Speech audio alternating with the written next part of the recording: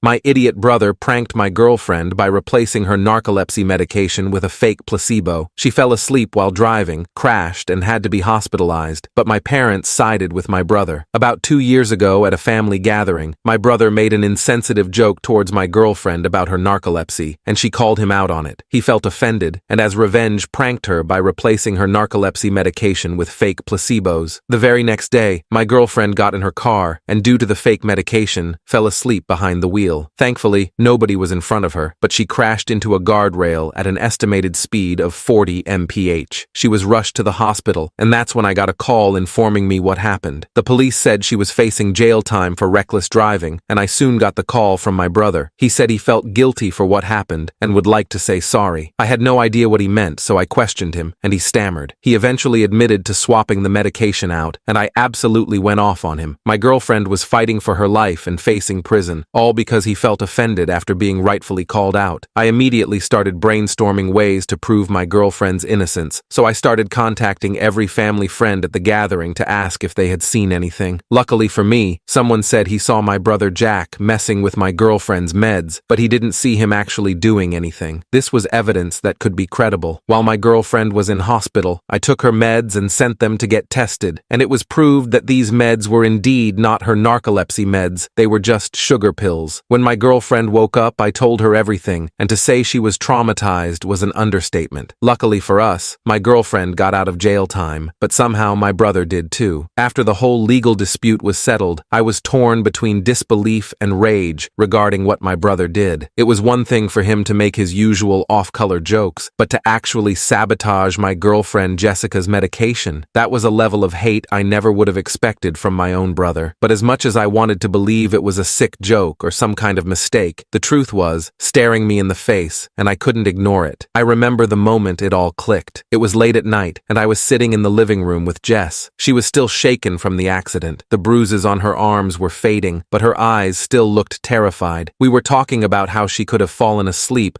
despite taking her medication as prescribed, and I could see the fear in her eyes. She feared not being able to trust her own body anymore. I still didn't want to believe that my brother did this to her, but there was no denying the truth. He was angry that she had called him out in front of everyone, so he decided to teach her a lesson that nearly cost her her life. That night, I couldn't sleep. I kept running through every memory I had of Jack. I thought about the times we'd spent together as kids, the stupid pranks we pulled on each other, the arguments that always ended with us laughing. But now, all I could think about was how he could have unalivered the woman I love, all because he couldn't handle being called out for his behavior. The next day, I decided I needed to confront him. I couldn't just let this slide. I needed to hear from his own mouth why he did it, and if he even understood the gravity of what he'd done. So, I drove over to his apartment. My heart pounded in my chest from nerves and anger the entire way. I didn't know what I was going to say, but I knew I couldn't let him get away with this. When I got there, Jack opened the door with his usual grin, like nothing was wrong. But as soon as he saw the look on my face, his smile faded. He knew why I was there. I immediately asked him if he messed with Jess's medication. He didn't answer at first. He just looked at me, and his eyes darted around. This was the first time in this whole debacle I had confronted him like this, because every other time I was too busy either staying at my girlfriend's hospital bed or trying to prove that he did it. I never had the time to just confront him like a man. He stood there blankly, then sighed and admitted what he'd done. He said he wanted to scare her and make her think twice before mouthing off again. He hadn't just scared her, he almost took her life from her. He claimed that it wasn't supposed to go that far and eventually apologized, but I couldn't take it anymore. Sorry, didn't cut it. I told him what he did was unforgivable. He told me I was selfish for cutting him off for one mistake and tried to convince me that I was overreacting. I couldn't keep him in my life after this. I turned, walked out of his apartment, and slammed the door behind me. I didn't trust myself to stay in that room for another second without doing something I'd regret. As I drove home, my mind was racing. When I got back to our place, Jess was waiting for me, her eyes red from crying. I sat down next to her and told her what I just did. She didn't say much. She just nodded and stared at the floor. I could see how much this hurt her and how betrayed she felt. It wasn't just the fact that Jack had tampered with her meds. It was that someone she trusted, someone who was supposed to be family, had done this to her. That night, we decided we needed to step back from everything, from Jack, my family, and all the drama. We needed time to process what had happened and figure out how to move forward. We agreed to cut contact with Jack completely. There was no way we could have him in our lives after what he'd done. But cutting ties with Jack Jack wasn't as simple as we'd hoped. When my parents found out what had happened, they were furious. Not at Jack, but at us. They called me to come over to their house to talk, and I brought Jess with me. Before I could get out a word, they started fussing. They couldn't believe we were turning our backs on family over what they called a stupid mistake. They kept saying that Jack didn't mean things to go so far,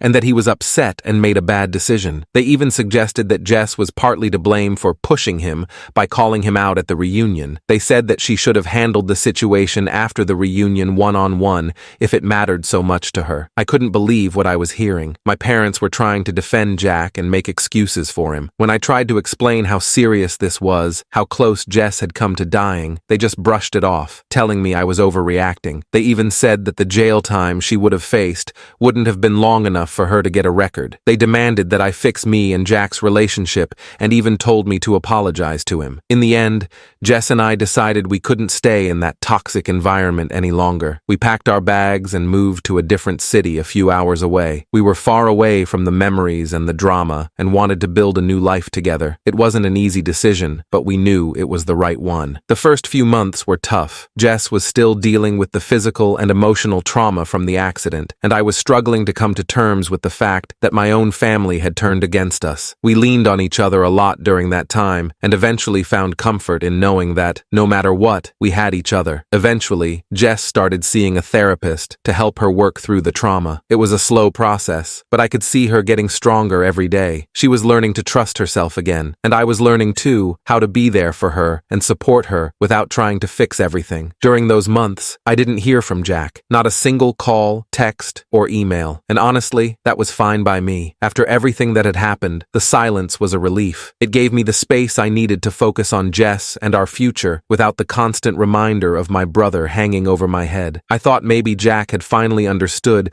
that what he'd done was unforgivable, that there was no coming back from it. Then, out of nowhere, I got a call from him. I was at work, in the middle of a meeting, when my phone buzzed in my pocket. I looked down at the screen, and my heart skipped a beat when I saw Jack's name flashing there. For a second, I just stared at it, frozen. I hadn't expected to hear from him, especially not after all this time. The last thing I wanted was to deal with this in the middle of the day. I let it go to voicemail. I'd done everything I could to shut that chapter of my life, to put it behind me. But there he was, trying to claw his way back in. When the meeting finally ended, I slipped into an empty conference room and pulled out my phone. There were 3 missed calls from Jack and a voicemail waiting for me. My hand hovered over the play button, hesitating. I wasn't sure if I was ready to hear his voice again, or if I could handle whatever excuse or apology he was about to throw at me. But curiosity got the better of me, and I pressed play. He said he was sorry and wanted to explain. He sounded very desperate, but the more messages he left, the more I felt the walls I'd built around myself starting to crack. Jessica and I felt like we were healing, and since we were in a new city, we didn't have to worry about Jack messing up our new lives. In the end, I let the calls go unanswered, and the voicemails piled up in my inbox. It was the hardest decision I'd ever made, but it was the only one I could live with. So, I silenced my phone and got back to work. Life moved on, and so did I. And as the days passed, the calls slowly stopped. My parents, on the other hand, were relentless. They kept calling, leaving messages about how I was tearing the family apart and how I needed to come to my senses and make amends with Jack. In the end, I had to make a hard decision. I blocked their numbers and cut off all contact. It hurt like hell, but I knew it was the only way Jess and I could move forward. We needed to focus on ourselves and our healing without the constant pressure from my family. Slowly, but surely, things started to get better. Jess was progressing in therapy, and we were adjusting to our new life in the city. We found a nice apartment and made some new friends. We talked a lot during those days. We made a promise to each other that we would always be honest and always communicate, no matter how hard it was. That promise became the foundation of our relationship, the thing that kept us strong even when everything else felt like it was falling apart. Of course, there were times when I missed my family. Holidays were especially hard, knowing that everyone was together while Jess and I were alone. But I knew that going back wasn't an option. A year passed, then 2, and slowly, the pain started to fade. Jess and I found our rhythm. We traveled, explored new places, and made new memories. And with every new experience, the past felt a little further away. But just when I thought we were finally in the clear, something happened that brought it all rushing back. It was a cold day in December when I got a letter in the mail from my parents. I almost didn't open it. Part of me didn't want to know what they had to say, but curiosity got the better of me. The letter was long, filled with apologies and explanations, but the gist was this: they wanted to see us, talk talk things out and try and rebuild our relationship. At first, I didn't know what to think. I wanted to believe they were sincere and that they'd finally come around and understood why we'd had to leave. But another part of me was skeptical. Was this just another attempt to sweep everything under the rug and pretend nothing had happened? Jess and I talked about it for a long time. She was supportive as always, telling me that whatever I decided, she'd be there with me. In the end, I decided to give it a shot. I wasn't sure if I could ever truly forgive them, but I was willing to hear them out. We arranged to meet at a small cafe in the city where Jess and I had made our home. I was nervous as hell. My heart pounded as I walked through the door, but when I saw my parents sitting there, looking older and more worn than I remembered, some of that anger melted away. The conversation was awkward at first. My parents apologized for not supporting us and not understanding how serious the situation was. They admitted they'd been wrong to side with Jack initially. It wasn't everything I needed to hear, but it was a start, and in that moment, I realized I didn't need their approval or their understanding to move forward. Jess and I had built a life together, a strong, beautiful life, and that was enough. But if my parents were willing to be a part of that life, then maybe we could find a way to move forward together. As we left the cafe that day, I felt lighter, like a weight I didn't even know I was carrying had been lifted off my shoulders. Jack never reached out again, and I'm okay with that. I didn't need another apology from him, and I didn't need him in my life.